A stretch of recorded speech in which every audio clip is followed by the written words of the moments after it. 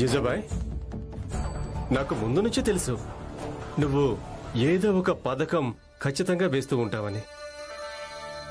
ఇక నేనెలాగూ ఆ పథకంలో ఉంటాను. మిగిలిన వాళ్ళందరూ అంటావా కలిసిపోలేదో వాళ్ళను కూడా కలుపుకోవడానికి సిద్ధం చేస్తాను.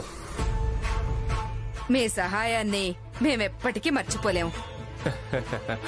అది సరే, కానీ జిజాబాయ్, ఇందాక నువ్వేవో డబ్బులు పంచుతున్నావు కదా వాళ్ళందరికీ. ఒకవేళ ఏమైనా మిగులుంటే నేను కూడా ఆ నీ సహాయాన్ని జీవితంలో ఎప్పటికీ మర్చిపోలేను. ఇక ఆ డబ్బులతో కొత్త కొత్త బట్టలు కొనుక్కుంటారా?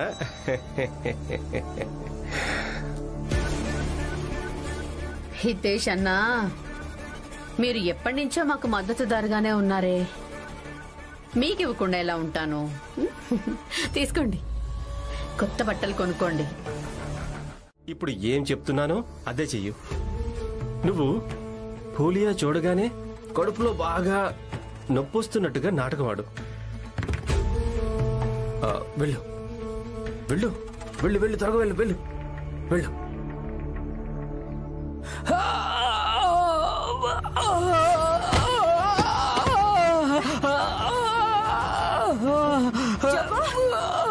అయ్యో జోకు, ఏమైంది? అయ్యో అయ్యో జోకుకి ఏమైంది?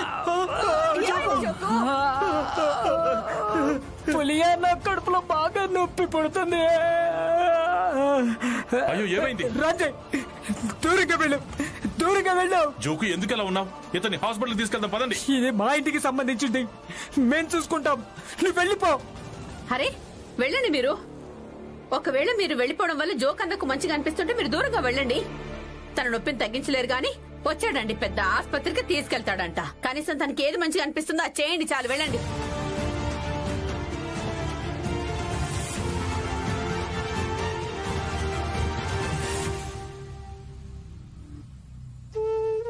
అన్నయ్య, జీజాబాయ్ పుట్టింటి నుంచి వచ్చిన దగ్గర నుంచి తన వాలకం పూర్తిగా మారిపోయింది. మీరు తన మాటలకు బాధపడకండి. జోకుని హాస్పిటల్కి తీసుకెళ్దాం.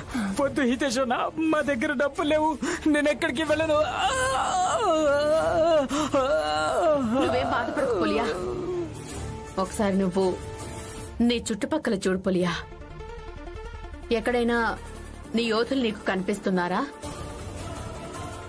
భీమ్ ఇంకా రమ నీకు సహాయం చెయ్యలేరు.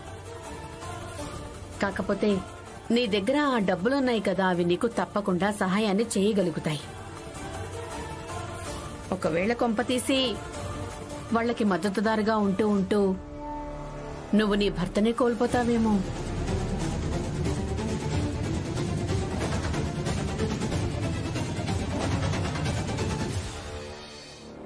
హితేష్ అన్నా, జోక్కని హాస్పిటల్కి తీసుకెళ్దాం పదా. ఇదిగో డబ్బులు తీసుకో తీసుకో. ఇక ఇక్కడ నుంచే బయలుదేరు, అర్థమైందా? ఇది మా ఇంటి వ్యక్తిగత విషయం. నువ్వు ఇంకొక మాట మాట్లాడినా నీ నాలుక చీరి పారేస్తాను, అర్థమైందా? వెళ్ళిపో ఇక్కడ నుంచి, వెళ్ళిపో. చూడండి, ఒక పెళ్ళైన అమ్మాయి ఎప్పుడైనా తన అత్తారింటి నుంచి పుట్టింటికి వచ్చినప్పుడు 4 రోజులు అతిథి అవుతుందంతే. ఇక ఈమె ఒక విధవ. తను విధవ కావడం తన అత్తారింటి రాతతో ముడిపడింది, కానీ తన పుట్టింటితో సంబంధం లేదు, అర్థమైందా? దీన్ని ఇక్కడి నుంచి తీసుకెళ్ళండి. నేను నా సహనాన్ని కోల్పోవడానికి ముందే దీన్ని ఇక్కడి నుంచి తీసుకెళ్ళండి. వెళ్ళండి. ఇదేనా సంస్కారం? నరోత్తం గారు, ఇందాకే కదా మీరు సంస్కారం గురించి మాట్లాడారు. మీరే కదా ఇతరుల సంతోషాలు చూసి మనం కూడా సంతోషించడం మంచిదని చెప్పారు, మర్చిపోయారా? మీకిది కూడా అర్థం కాదా? ఇతరుల బాధల్ని చూసి మనం కూడా బాధపడడం మంచిది అని. అయినా ఇతరులేంటి, వీళ్ళు కూడా మీకు అయిన వాళ్లే కదా. తను మీకు తోడబుట్టిన చెల్లెలే కదా. ఆగాగాగాగు, తనని మాట్లాడి నువ్వు. నేను కూడా వినాలనుకుంటున్నాను తన మనసులో ఏముందో. ఇప్పుడు చెప్పు, నువ్వేం చెప్పాలనుకుంటున్నావు? చూడండి, నాకు కేవలం ఏమనిపిస్తుంది, కొంచెం ఓపిక పట్టు. ఏంటంటే నాకు కొంచెం వినికిడి తక్కువ. నేను నీ దగ్గరకు వచ్చినప్పుడు అప్పుడు చెప్పు.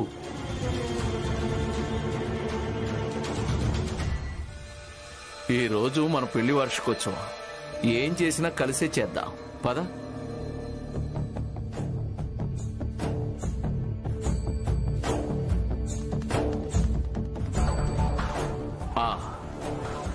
ఇప్పుడు చెప్పు, నువ్వేం చెప్పాలనుకుంటున్నావు? చూడండి, సమాజంలో నివసిస్తున్న ఇలాంటి మహిళలు బతకడం అంటే రోజు చావడంతోనే సమానమవుతుంది. ఎవరు కూడా ఇంత ధైర్యం చెయ్యలేరు. తమ కుటుంబానికి వ్యతిరేకంగా వెళ్లి సమాజంతో పోరాటం చెయ్యలేరు. కానీ మీ కూతురు అంత ధైర్యం చెయ్యగలిగింది. అయినా తన చెయ్యి పట్టుకోవడం కోసం ఈయన కూడా ఆమెకు తోడుగానే ఉన్నాడు. నా కేవలం ఏమనిపిస్తోందంటే మీరు మీ కూతురికి వివాహాన్ని ఇతనితో చేయించడమే మంచిదని. నరోత్తమ్ మాకు చెప్పాడు, నీకు ప్రపంచం గురించి బెంగగా ఉంటుందంటగా. అవును, అలా ఉండి తీరాలి కూడా. ఎందుకంటే ఇతరుల కోసం ఎవరు తమ జీవితాన్ని పట్టించుకోరో అలాంటి వ్యక్తుల జీవితమే చాలా బాగుంటుంది కదా. జీవితాన్ని పట్టించుకోరని మాటల్లో చెప్పడం కాదు, అది నువ్వు నిరూపించుకోవాల్సి ఉంటుంది.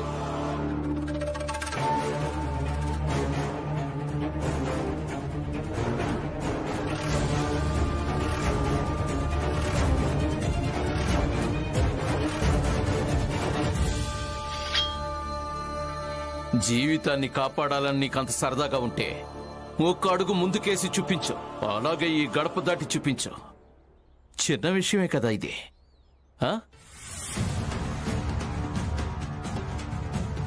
రా రా.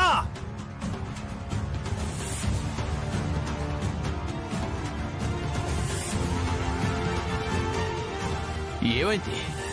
ఏం ఆలోచిస్తున్నావు? ముందుకొచ్చి గడప దాటి చూపించు. తర్వాత నేను నా విధవ కూతురు వివాహం అబ్బాయితోనే జరిపిస్తాను.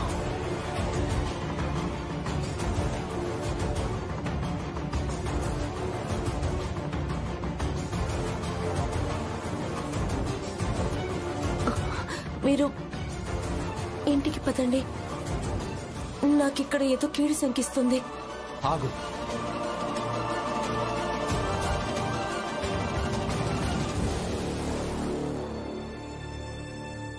చూడు భీమా, నువ్వు జీవితంలో చాలా చాలా కష్టపడాల్సి ఉంటుంది.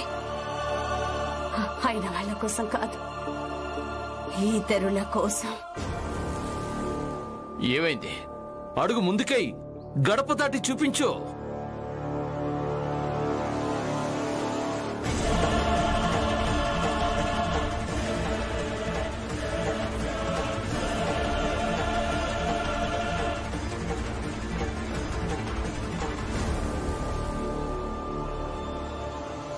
నువ్వేమనుకున్నావు? నువ్వు ఈ గడపను ఎంత తేలిగ్గా దాటగలవనా? నేను దాటనివ్వగలనా? నువ్వు మర్చిపోయావా నీ జాతిని? అలాగే మా జాతి లోపలికి రావడం కోసం నువ్వు నీ ప్రాణాలను ఇవ్వాల్సి ఉంటుంది. ఇప్పుడు చెప్పు, నువ్వు నీ ప్రాణాలు ఇవ్వడం కోసం, అలాగే నా కూతురికి న్యాయం చేయడం కోసం నువ్వు సిద్ధంగా ఉన్నావా?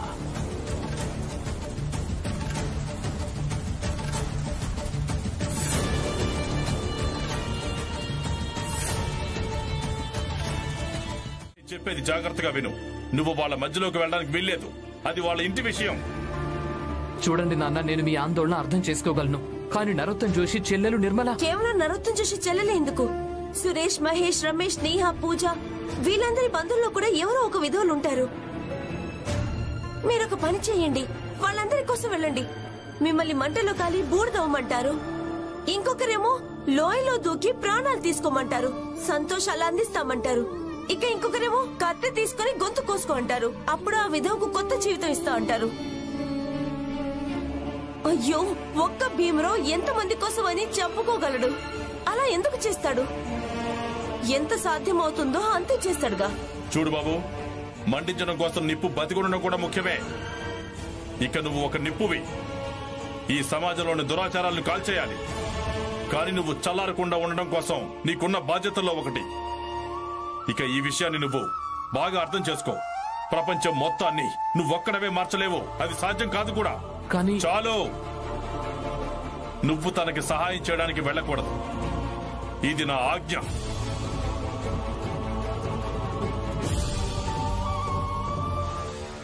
కమా, వీడిని ఇంటికి తీసుకెళ్ళు.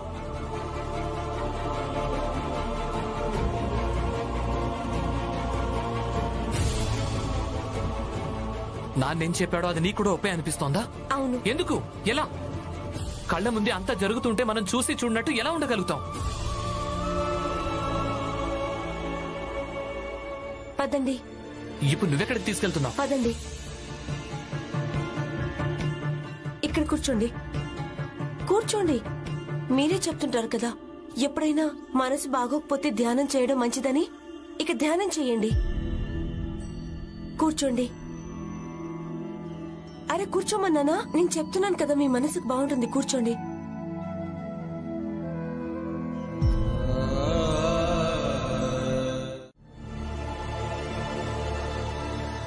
ఒకే దెబ్బకి అర్థమైపోయిందా, లేదా ఇంకా కొట్టాలా? చూడండి నాన్న, దెబ్బలు కొట్టి కొట్టి కావాలంటే మీరు నన్ను చంపేయండి, కానీ నేను తీసుకున్న నిర్ణయాన్ని మార్చుకోను. నిర్ణయం మార్చుకోవా? నువ్వెందుకు అర్థం చేసుకోవడం లేదు? ఒక్కసారి నిన్ను నువ్వు చూసుకో. ఇంత అందంగా ఉన్నావు, ఉద్యోగం చేస్తున్నావు. అరే, నిన్ను పెళ్లి చేసుకోవడం కోసం ఒకదాన్ని మించిన ఒక అమ్మాయి దొరుకుతుంది. ఇక నువ్వు ఆ విధవ కోసం ఎందుకు పడిచేస్తున్నావు చెప్పు? మీ అమ్మ నాన్నల పేరును ఎందుకు చెడగొడుతున్నావు? ఒక కొడుకును ఎలాగో మింగేసింది, అది నిన్ను కూడా మింగేస్తుంది. మీ అమ్మ నాన్నల పేరు ఎందుకు మట్టిపాలు చేస్తున్నావు? ఎందుకు అర్థం చేసుకోవడం లేదు? పైగా తన్ని ప్రేమించడానికి నీకు కొంచెమైనా సిగ్గని పిలిచాలరా? అసలు మీరు అందరూ ఎందుకు తనని పెళ్లి చేసుకోకూడదు అంటున్నారు? తనని ప్రేమించడం వల్ల ఎలాంటి తప్పు లేదు. ఇలా చూడమ్మా, నాకు ఏ అమ్మాయి అయినా దొరుకుతుంది, కానీ మీరు ఎప్పుడైనా నిర్మల గురించి ఆలోచించారా? తనని ఎవరు చూసుకుంటారో, తన గురించి ఎవరు పట్టించుకుంటారో అని. అమ్మా, నాన్న, మేమిద్దరం కలిసి పరిస్థితులను చక్కబెట్టగలిగినప్పుడు ఎవరో మూడో వ్యక్తిని తేవడం ఎందుకు? మీరు ఇంత చిన్న విషయాన్ని ఎందుకు అర్థం చేసుకోవట్లేదు? అమ్మా, నాన్న, అర్థం చేసుకోండి. నేను చెప్పింది అర్థం చేసుకోండి. ఆగు భీమరా.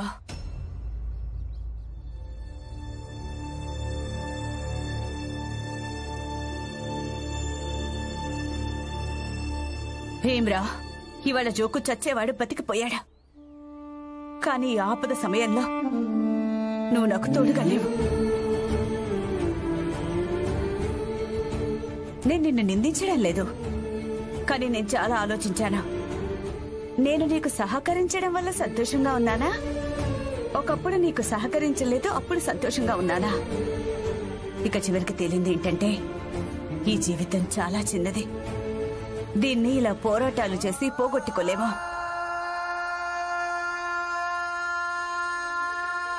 నువ్వు చేసే పోరాటం తప్పో లేక ఒప్పో అది నాకు తెలీదు, కానీ మేము ఒకప్పుడు ఎలా ఉన్నామో అలాగే ఉండనివ్వు.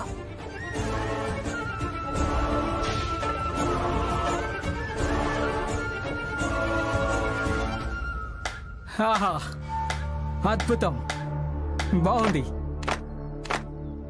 నిజంగా అద్భుతమే జరిగింది కదా. ఆలస్యంగానైనా సరే మన ఆడవాళ్ళందరికీ ఇప్పటికైనా బుద్ధి వచ్చింది.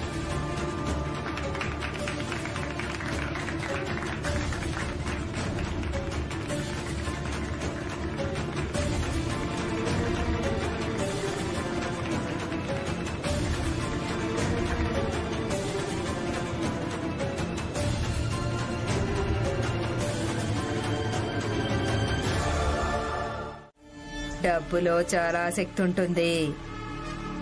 సర్లే, ఏక తర్వాత ఏంటి జీజాబాయ్? ఇక తర్వాత ఏం జరిగినా సరే వదినా, అది రేపు పొద్దున్నే జరుగుతుంది. ఇప్పుడైతే అందరూ భీమ్కి దూరం అయిపోయారు, కానీ మనం ఈ దూరాల్ని ఇంకా పెంచాల్సి ఉంటుంది. ఎందుకంటే తర్వాత తన దగ్గరికి ఎవ్వరూ వెళ్ళకూడదు. అవును జీజాబాయ్, అన్నట్టు తెలిసింది నరోత్తం జోషి విధవ చెల్లెలి పోరాటాన్ని కూడా పోరాటానికి ఉత్సాహపడుతున్నాడని. కాని రమ ఇంకా రామ్జీ తనని ఆపేశారంట. ఇలాగే ఒక్కొక్కరుగా తననందరూ వదిలేసి వెళ్లిపోతారు. దాంతో తన ధైర్యం కూడా సన్నగిల్లిపోతుంది. ఎక్కడి నుంచే తాను పోరాటాలు చెయ్యాలి అన్న దెయ్యం కూడా వదిలిపోతుందేమో.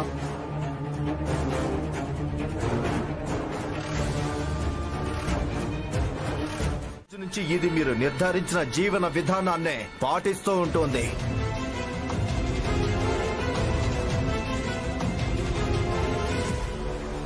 అంతా వినండి.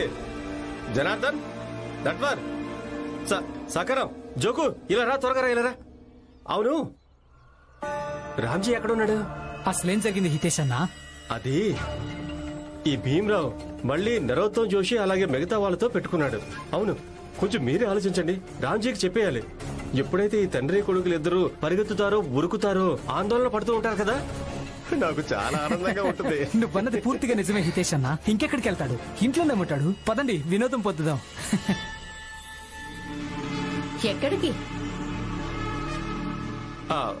రామ్జీ ప్రతి విషయం మీకు నేర్పించాల్సిందేనా ఏంటి? ప్రతి విషయం ఆయనకు చెప్పడం అంత అవసరమా? కొన్ని విషయాలు దాచిపెట్టడం కూడా మంచిదే. ఆయనేమనుకుంటున్నారంటే కొడుకు న్యాయవాది దగ్గరికి వెళ్ళి ఉంటాడని అదే ఆలోచనలో ఉన్నారు. అందుకే ఈ పరిస్థితిని ఆనందించడం నేర్చుకోండి. ఇక ఇది ఆలోచించండి, భీమ్ సమస్యని ఇంకా పెద్దది చేయడం ఎలాగా అని. సరే నరోత్తం, వీళ్ళంతా ఏమేం చెప్తూ ఉంటారు అదంతా నువ్వు రాసుకో. తనకు కాగితం ఇవ్వండి. అలాగే.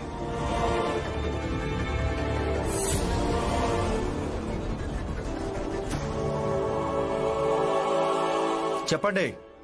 అలా చేయకండి. ఈమె దినచర్యను నిర్ధారించకండి. కొంచెం ప్రేమ చూపించండి. ఈమెకు కొంచెం సహకరించండి. తలరాత ముందే ఆమెకు చాలా అన్యాయం చేసింది. మీరందరూ కలిసి కాస్త మందైనా రాయండి.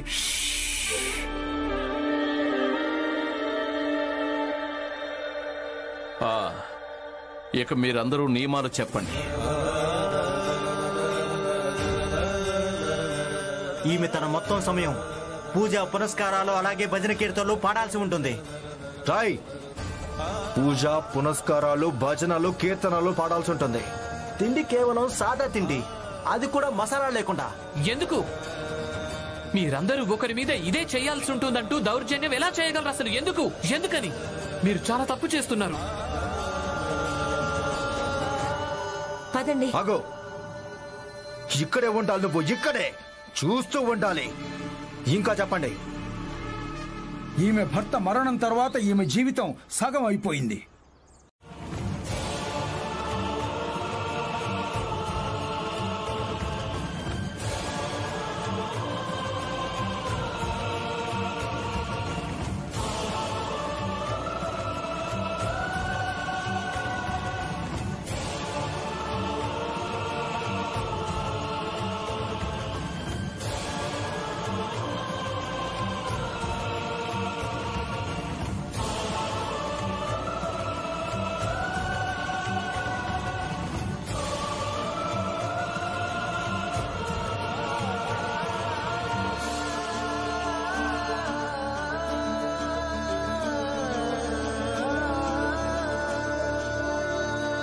ఇంకొక విషయం, ఈ నియమం ఇందాక మేమందరం చెప్పిందే. ఒకవేళ ఈమె ఒక వారం లోపల సవ్యంగా పాటించడం మొదలు పెట్టలేదో మేమందరం కలిసి ఈవిని చంపేస్తాం.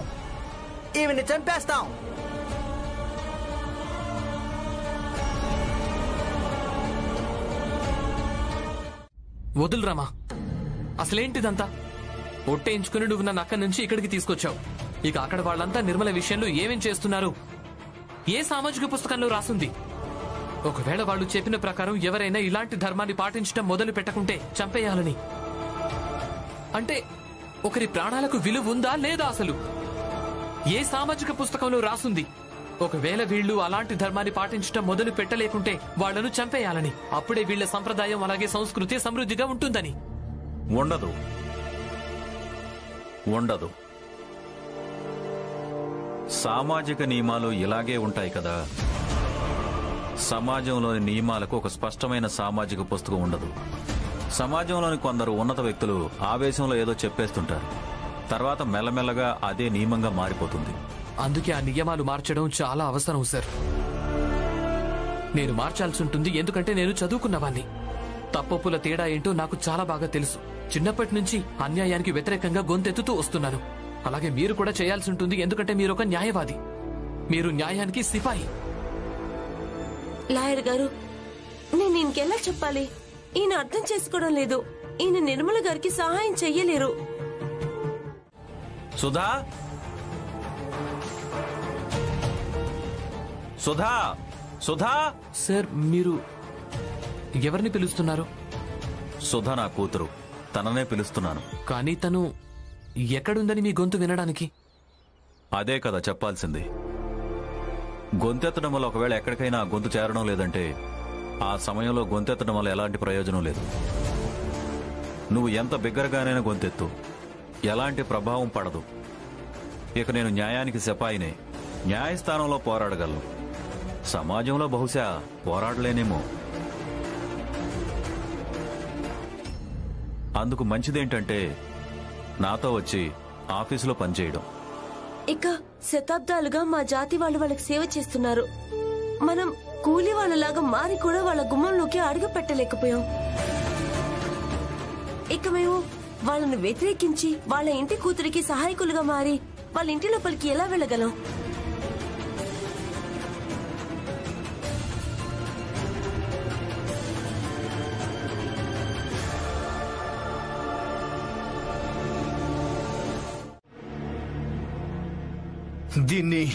దీన్ని నేను చించి పారేను నిర్మల. ఇది ఇక్కడే ఉంటుంది. ఈ విషయం నాకెప్పుడు గుర్తుండాలి. నా తోడబుట్టిన చెల్లెలే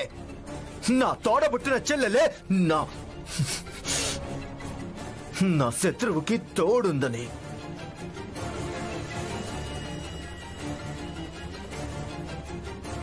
ఏంటి అసలు నా తప్పేముంది చెప్పు. నేను చేసిన తప్పేంటి? ఇదేనా సమాజం ఏర్పాటు చేసిన నియమాలను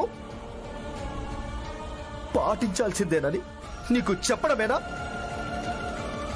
నువ్వు ఒక విధవని, అందుకే నేను చెప్పాను విధవ ధర్మాన్ని పాటించమని. ఇదేనా? చెప్పు నిర్మల.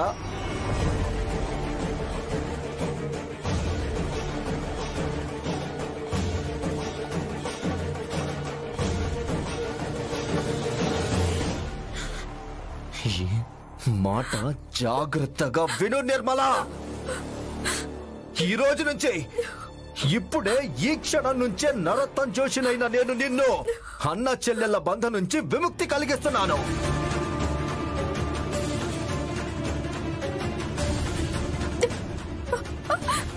ఇలా చూడు, నా మొహం చూడు. ఇప్పటి నుంచి నేను నిన్ను ఏం చేస్తానో చూడు.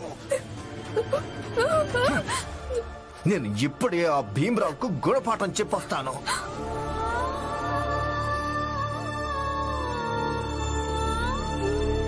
ఇక్కడి నుంచి వెళ్ళిపోండి. నేను మీకు చెప్తున్నాను కదా, వెళ్ళిపోండి.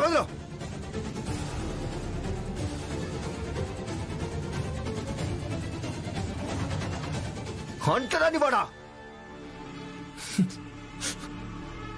నువ్వు నన్నే ముట్టుకున్నావా? నన్ను తెలుసు కదా, నా దృష్టిలో నా ధర్మం, నా జాతి, నా నమ్మకాలు ఎంత ముఖ్యమో. అయినా నువ్వు ఎందుకంటే నేను మీకు చెప్పాను. ఇక్కడి నుంచి వెళ్ళిపోండి అని. మీరు నా మాట విన్నారా? లేదు. మీరు నా ఎదురుగానే లాయర్ గారిని ఆ రకంగా అవమానిస్తున్నారు. ఇక అది నేను ఏమాత్రం సహించలేను. నువ్వు ఏమాత్రం సహించలేవా? నీ సార అవమానాన్ని నువ్వు ఏమాత్రం సహించలేవా? నేను ఇప్పుడు ఆయన్ని అవమానించను. నేను అందరి ముందు ఆయన పరువు తీసేస్తాను. ఒక పెద్ద జాతి వాడయ్యుంటి ఒక చిన్న జాతి వ్యక్తితో కలిసి రోజంతా ఉంటాడు. అసలు ఆయనేం లాయరు? అసలు ఆయనేం లాయరు? న్యాయవాదాన్ని మీ ఇద్దరికి నేను నేర్పిస్తాను, చూస్తుండు.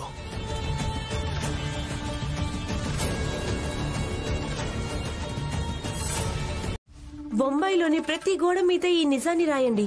అందరూ నా భర్త నుంచి దూరంగా ఉండమని చెప్పండి. అయినా ఎలాగో అత్తయ్య దగ్గర చాలా డబ్బుందిగా, ఏమంటారు అత్తయ్య? చిత్రకారుడికి అత్తయ్య ఎలాగో డబ్బులు ఇచ్చేస్తుంది. మీరు మాత్రం ఇలా మధ్యలో వచ్చి నా భర్త దారికి అడ్డుపడకండి. అవును హితేష్, భీమ్రావుని ఆపద్దు మీరు. తను చాలా చాలా గొప్ప గొప్ప పనులు చేయడానికి వెళ్తుంటాడు. ఏమంటావు రామా? నిజమే కదా? ఇంట్లో పొయ్యి మండుతోంది. వేడి వేడిగా రొట్టెలు చేసిస్తే నా భర్త భోంచేస్తారు. నా దృష్టిలో అన్నిటికంటే గొప్ప అదే.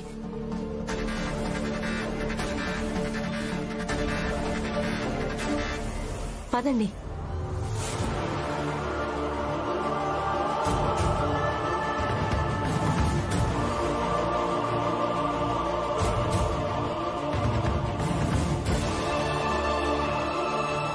జీవితం అంతా ఇదే కోరుకున్నాను. అలాగే ఒకటే ప్రయత్నం చేశాను, జీజాబాయిలోని చెడులన్నీ అంతమైపోవాలని. ఇప్పుడు జీజాబాయిలోని చెడు నా పిల్లల మీద నేరుగా ప్రభావం చూపిస్తోంది. అయినా నేనేం చేయలేకపోతున్నాను. రమా, నరోత్తమ్ జోషి కేవలం మనకే చెడ్డవాడు అనుకునేవాణ్ణి నేను. కానీ ఆయన కేవలం మనకే చెడ్డవాడు కాదు, ఆయనే చెడ్డవాడు అందరికీ. అంతేకాదు, తన చెల్లెల విషయంలో ఆయన ఎలా ప్రవర్తిస్తున్నాడో. ఏ వ్యక్తి అయితే నిన్నటిదాకా లాయర్ గారిని సార్ సార్ అంటూ పిలిచాడో, ఆయన్ని గౌరవించేవాడు, ఈరోజు హఠాత్తుగా నేను చాలా ఆందోళన పడిపోయాను రామా, నిజంగా. చూడు బాబు,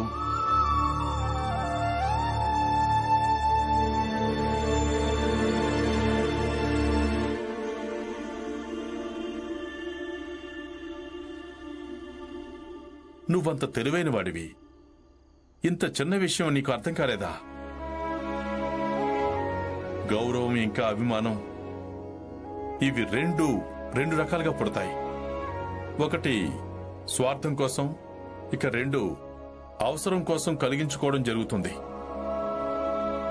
కానీ ఏదైతే అవసరం కోసం కలిగించుకోవడం జరుగుతుందో, ఆ గౌరవం అవసరం తీరిన తర్వాత అంతమైపోతుంది కూడా.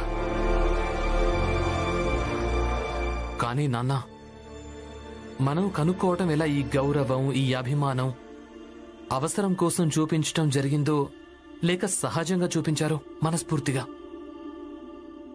అది కనుక్కోవడం కష్టమే. కాకపోతే ఒక పని చేయొచ్చు.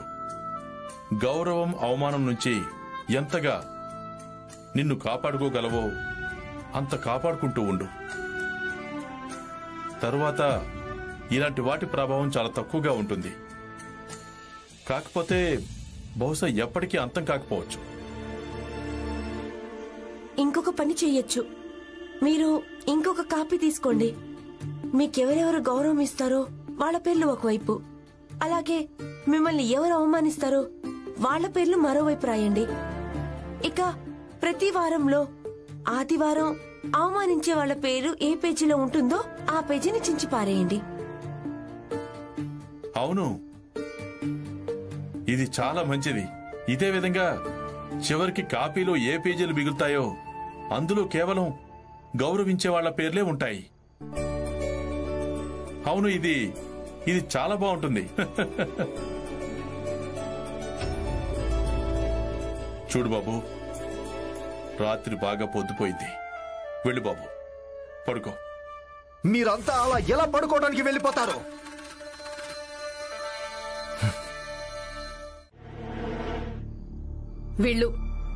వీళ్ళంతా నిర్మల్ ఏం చేస్తారో తెలియదు కానీ భీమ్, కానీ వాళ్ళు ఏం చేసినా చెడి చేస్తారు చెప్తున్నాను. ఇక దానికి కేవలం నువ్వే బాధ్యుడు అవుతావు. అయినా నీకు తెలుసా ఈ నరోత్తం జోషి తన చెల్లెల్ని ఇక్కడ దాకా ఎందుకు పట్టుకుని తీసుకొచ్చాడో? నీ మీద ప్రతీకారం తీర్చుకోవడానికి. ఇక నీతో పాటు మా అందరి మీద ప్రతీకారం తీర్చుకుంటాడు. సగుణాబాయ్, జీజాబాయిని లోపలికి తీసుకెళ్ళు. తను ఇక్కడ ఏదో పిచ్చి వాగుడు వాగుతోంది. ఒకవేళ నా చెయ్యి లేస్తుందేమో.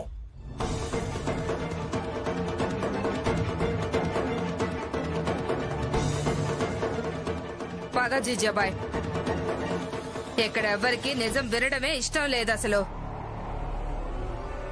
పద.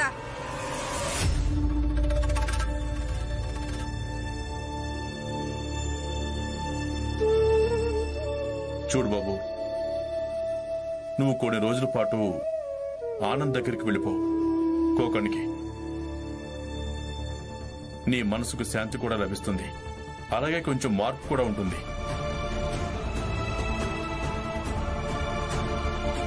నేను బానే ఉన్నాను నాన్న.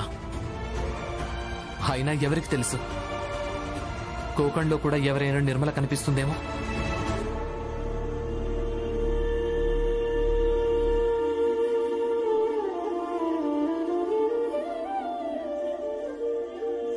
ఈ భీమ్రావు ఎవరి జీవితంలో తలదూరుస్తాడో వాళ్ళ జీవితం నరకంగా మారిపోతుంది. ఏ పులియా, వెళ్దాం పద. భోజనం పెట్టి నాకు బాగా ఆకలిస్తుంది. నా సరే పద. ఆగు పులియా.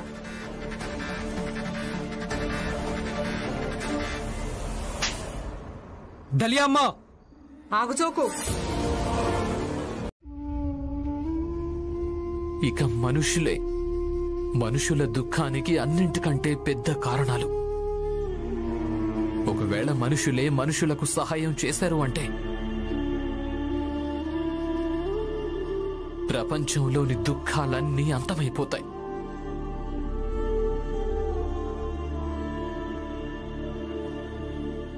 అది నాకు తెలీదు, కానీ మీరు ఇవన్నీ ఆలోచించడం ఆపేయచ్చుగా. మీకు కొంచెం ప్రశాంతంగా ఉంటుంది. మీరు శాంతంగా ఉంటే నాకు కూడా బాగుంటుంది.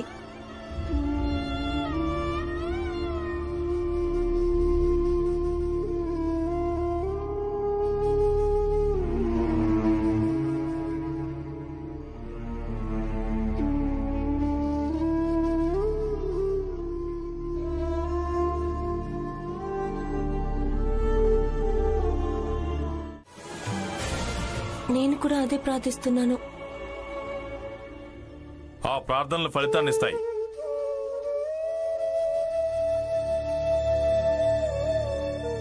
భీమ్, ఇంటికి పద బాబు. ఇక్కడ ఎవరైనా చూశారంటే ఇబ్బందులు ఎదురవుతాయి. విచిత్రంగా ఉందత్తయ్యా. ఎవరైతే దౌర్జన్యం చేస్తున్నారో వాళ్ళు యథేచ్ఛగా తిరుగుతున్నారు. ఇక ఎవరైతే దౌర్జన్యానికి వ్యతిరేకంగా గొంతెత్తడానికి ప్రయత్నం చేస్తున్నారో మీరు తనకు నోరు మూసుకొని ఇంటికి పదమని సలహా ఇస్తున్నారా? మీరు ఇంటికి వెళ్ళండి. పిన్ని చెప్పిందంతా నిజమే కదా. ఎవరైనా చూశారంటే ఇబ్బంది అవుతుంది. పదండి. పద బాబు. పద. ఆగండి. మీరందరూ ఇక్కడేం చేస్తున్నారు? భీమ్, నువ్వేం మాట్లాడడానికి వీల్లేదు. లేదంటే నా మీద ఒట్టే. అదా, మేము పాల దుకాణం కోసం వెతుకుతున్నాం. మేము ఆ తీసుకునే పాల దుకాణం మూసేశారు. అందుకే వేరే దుకాణం కోసం చూస్తున్నాం. ఒకవేళ మీకేదైనా దుకాణం తెలుసుంటే మాకు చెప్పొచ్చుగా. మీ అందరికీ పాలు తాగేంత స్తోమతుందా? అయినా నాకు తెలుసున్నా కూడా నేను మీకెందుకు చెప్తాను? అది కూడా నిజమే. రమా, భీమ్, పదండి. భీమ్రావు, గుర్తుపెట్టుకో, ఒకరోజు వస్తుంది. ఆ రోజు నువ్వు ఈ ముంబై నగరంలో వీధుల్లో తిరుగుతూ క్షమాభిక్ష పెట్టమని ముష్టి అడుక్కుంటూ తిరుగుతూ ఉంటావు. నిర్మల అడుక్కున్నట్టుగా.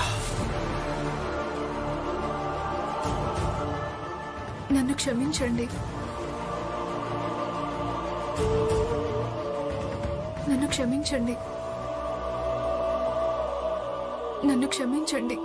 అయినా నిన్ను మాత్రం ఎవరు క్షమించరు భీమ్రావు. నీ వెనుక క్షమాపణ అడిగే వాళ్ళ పెద్ద వరుస ఉంటుంది. అప్పుడు నీ వెనుక ఎవరెవరు నిలబడి ఉంటారో తెలుసా? నీ వెనుక నీ భార్య రమ, నీ ఈ ముసలి తండ్రి ఒకవేళ ప్రాణాలతో ఉండుంటే అప్పుడు ఈ ముసల్ది, ఒకవేళ తను కూడా ప్రాణాలతో ఉండుంటే ఇక తన వెనుక ఎవరుంటారు? నీ అన్న, వదిన, నీ బంధువులు ఉంటారు తెలుసా? అయినా సరే భీమ్రావు నిన్ను ఎవ్వరూ క్షమించరు. ఎందుకో తెలుసా? ఆ సమయంలో నువ్వు నగరానికి మాత్రమే కాదు, మొత్తం సమాజానికే నేరస్తుడుగవుతావు. నువ్వు చాలా తప్పు చేస్తున్నావు. దాలియా, నేనిక్కడే ఇంట్లోనే ఉన్నాను కదా, ఇద్దరం కలిసి కూర్చుని మాట్లాడుకుందాం. ఈ జీజాబాయ్ చేసే పనుల్లో ఏది తప్పు ఏది ఒప్పు అని. ప్రస్తుతం నోరు మూసుకోండి. జీజాబాయ్, నువ్వు నీ పని చూసుకో. అయితే నేను మీ అందరికీ ఏమేం చెప్పానో చెప్పండి. మేమందరం కలిసి నినాదాలు చేయాలి. సామాజిక నియమాలు అవసరమే, అవసరమే. సామాజిక నియమాలు అవసరమే, అవసరమే. సామాజిక నియమాలు అవసరమే, అవసరమే. వాటిని పాటించడంలోనే క్షేమం ఉంది, క్షేమం ఉంది. వాటిని పాటించడంలోనే క్షేమం ఉంది, క్షేమం ఉంది. వాటిని పాటించడంలోనే క్షేమం ఉంది, క్షేమం ఉంది. జీజాబాయ్, ఇదెక్కడ కొత్త నాటకం? నాటకమా? నాటకం కాదే, మేం ప్రయత్నం చేస్తున్నాం బంధాల్ని చక్కబెట్టుకోవడానికి. మీ కొడుకు సమాజంతో ఉన్న మా బంధాన్ని ఎలా నాశనం చేసి పెట్టాడో దాన్ని ఎవరో ఒకరు చక్కబెట్టాల్సి ఉంటుంది కదా. అందుకే మేము ఈ నినాదాల్ని మొదలుపెట్టాం. అవును, మేమంతా కలిసి ప్రతి వీధి తిరుగుతూ ఇవే నినాదాలు చేస్తాం. అలాగే అందరికీ చెప్తాం, సామాజిక నియమాలు చాలా ముఖ్యమైనవి. అలాగే మనందరం సామాజిక లెక్క ప్రకారమే బతకడం మంచిది అని. దీంతో ఆ పెద్ద జాతి వాళ్ళు ఉన్నారు కదా, వాళ్ళకి అర్థమైపోతుంది మేము వాళ్ళ మాట వింటున్నామని. ఇక దీంతో ఏ భేదాభిప్రాయాలు వచ్చాయో అన్ని తొలగిపోతాయి. పిన్ని, అసలు మీరేమంటున్నారు? మీకు అసలు అర్థమవుతోందా నా మీదున్న వ్యక్తిగత కక్షను తీర్చుకోవడం కోసం ఎంత పెద్ద నష్టాన్ని కలిగించుకుంటున్నారో? మీకు, మన జాతికి, అలాగే ఈ బస్తీ వాళ్ళందరికీ కూడా.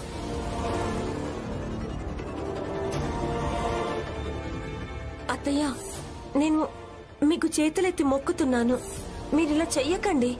మీరిలా పదే పదే చెప్పారంటే ఇన్ని సంవత్సరాలు మనం సంపాదించుకున్న గౌరవం మొత్తం మట్టిలో కలిసిపోతుంది అత్తయ్య.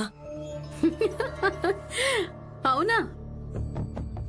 అప్పుడు మేమందరం కలిసి చేతులు జోడించి మీ ఇద్దరికి చెప్పినప్పుడు ఆగండి అని, అప్పుడు మీరిద్దరూ ఆగలేదే. మరి నువ్విలా ఎలా అనుకున్నావు? నువ్విలా చేతులు జోడించడం వల్ల లేదా ఇలా వేడుకోవడం వల్ల మేము ఆగిపోతామని?